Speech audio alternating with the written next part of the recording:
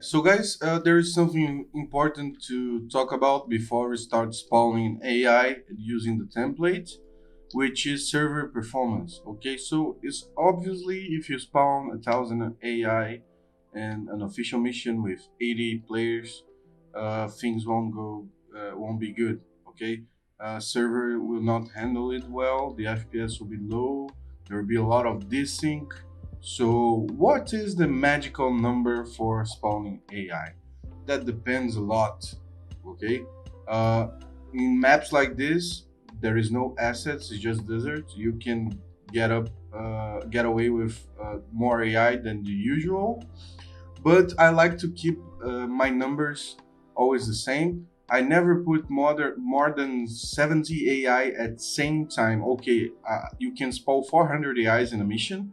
However, at the same time, cannot be more than 70. Okay, and the vehicles you just count AI inside them. So, for example, if you spawn a tank, there will be three AI inside the tank. You count that to your 17 number. Okay, so here we have four AI on statics. So we have 66 AI to spawn at the same time.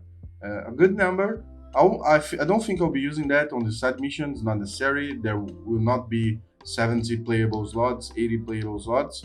But in a big mission where you have 80 players is nice, so to have a lot of AI. Of course, the ideal would be to spawn maybe 120, something like that, to make it more difficult. However, you can do that by using static weapons, by using tanks, by using APCs, IFVs, a lot of this stuff. Okay, yeah, that's it, guys. So pay attention to the server performance. You can ask the mission maker head, the head of mission makers, about those numbers. He'll tell you. Probably you can get away with more, but I like to keep up my missions FPS very high. And as I said to you, that depends on the map. If you're playing, for example, on a Vietnam map where there is a lot of foliage, uh, 70 may be too much at the same time. I don't know. I never made a Vietnam off. I always stick with World War II and modern. I let Vietnam for guys that are better than me about keeping up the performance.